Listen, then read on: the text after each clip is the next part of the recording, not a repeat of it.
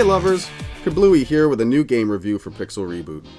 Whenever a long-awaited title like Cyberpunk 2077 premieres, you can bet a lot of worthy games will be lost in the hype, or in this case, infamy. One such game, in my humble opinion, is the Prohibition-era gangland management sim, Empire of Sin, which debuted last month scarcely 1 week before Cyberpunk blew up the whole scene. While Project Red's latest title is on a whole other level than this modest offering by Paradox Interactive, who are the developers of City Skylines, it will appeal to those who prefer a turn-based, player-defined pace over Cyberpunk's FPS format. Both games offer gritty storylines, open-world scale, and long-term playability, though Empire of Sin is notably less ambitious in its scope and detail.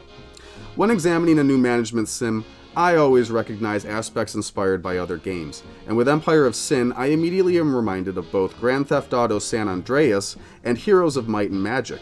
GTA in that you must take over territories in different neighborhoods across the map, in this case 1920s Chicago rather than 1990s Los Angeles, and Heroes of Might and Magic for the mini-bosses and turn-based combat system that provides a level of personalization to the player's experience. Immediately upon launching Empire of Sin, you are aware of the game's dark atmosphere, opening on the rain-soaked streets of a nondescript 1920s Chicago alleyway. You are invited to choose one of 14 gang bosses drawn straight from the golden age of film noir. Certain bosses, such as Al Capone and Daniel M. Jackson, are based on true figures from history, while others depict fictitious and particularly stereotypical characters. Each boss provides several bonuses for your various rackets, as well as special powers they can wield in combat. Each boss also has their own background and story arc. While you can win the game with any boss, I immediately glommed on to Goldie Garneau, a Quebecois chanteuse with a deadly triple sniper shot.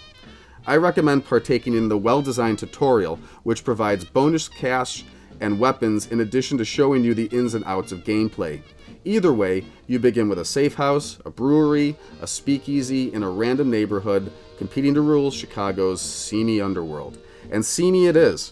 True to its title, Empire of Sin is rife with unabashed violence, macabre plot lines, pointless profanity, and implied randiness. Throughout your various interactions with rival bosses and underlings, you are free to pursue a course of either empathetic mercy or deadly retribution. Your ultimate goal is to take over Chicago's dark underbelly, and so there will undoubtedly be lives lost in the balance. Your empire consists of speakeasies, breweries, brothels, casinos, and flophouses, fought for block by bloody block across 10 neighborhoods of the Windy City. Along the way, you'll build an outfit of highly trained gangsters, each with their own talents and vices that will evolve through experience. You'll forge alliances and partnerships with other bosses who might just as well stab you in the back when you least expect it. Hey, it's called Empire of Sin, so what did you expect? Your path to the top lies through completing missions and side quests, classing up your joint security level, police deflection, ambiance, and word-of-mouth advertising, as well as the variety of games offered at your casinos, or through brute force by taking over thug-owned derelict buildings and other gangsters' operations. You can take over a rival gang's entire organization by attacking their safe house and battling through their formidable guard to a final bloody shootout. The better-equipped gang will most assuredly prevail in that battle. Your own gang comes with its individual benefits and complications as you hire increasingly powerful henchmen with higher stakes, individual traits, and personal agendas you must placate or tamp down. The outcome of a battle may hinge on how happy one of your gunmen is at that time, or how worried they are about another character. There are enough complications here to keep you immersed for quite a while. But therein lies one of the problems with this game, because the first part of your playthrough will be a slog of base-level thugs, a prospect that can quickly grow tedious as you slowly expand your empire. And woe be to you if a rival boss declares war on you, as you will immediately and unceasingly be assailed by enemy gangs in rapid succession, involving prolonged shootouts between your inept guards and their equally clumsy attackers. After a dozen rounds of suspended gangsters blasting shotguns past each other's heads just steps apart from each other, you'll be begging for it to be over.